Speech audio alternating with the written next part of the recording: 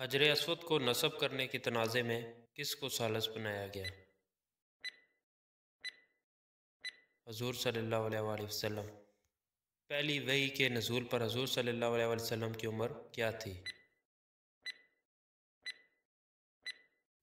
40 سال۔ حضور صلی اللہ علیہ وآلہ وسلم پر پہلی وحی کس سورت کی آیات نازل ہوئی؟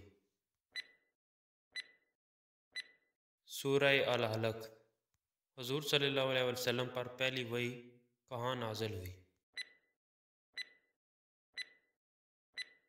غار حرا۔ غار حرا کس پہاڑ کا حصہ ہے؟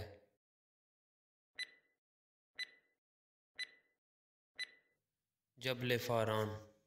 حضور صلی اللہ علیہ وسلم نے پہلی وحی کے بارے میں سب سے پہلے کس کو بتایا؟ حضرت خدیجہ رضی اللہ تعالیٰ عنہا۔ بچوں میں سب سے پہلے کس نے اسلام قبول کیا؟ حضرت علی رضی اللہ تعالیٰ عنہ۔ مردوں میں سب سے پہلے کس نے اسلام قبول کیا؟ حضرت ابوبکر رضی اللہ تعالیٰ عنہ۔ غلاموں میں سب سے پہلے کس نے اسلام قبول کیا؟ حضرت زید بن حارثہ رضی اللہ تعالیٰ عنہ۔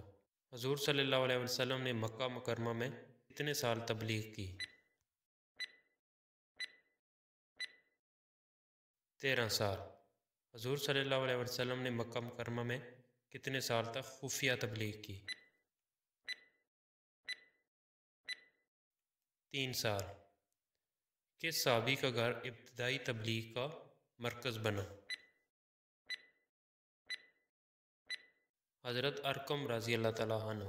حضرت ارقم رضی اللہ تعالیٰ عنہ کے گھر کو بعد میں کیا نام دیا گیا؟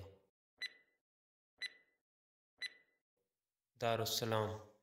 حضور صلی اللہ علیہ وآلہ وسلم کی مدنی زندگی کتنے سالوں پر محیط ہے؟ 10 سال۔ کس صورت میں حضور صلی اللہ علیہ وسلم کو کھلے عام تبلیغ کا حکم ملا؟ سورہ الشعراء۔ کون سے صحابی رسول نے حضرت بلال رضی اللہ تعالیٰ عنہ کی قیمت ادا کر کے آپ کو آزاد کرایا؟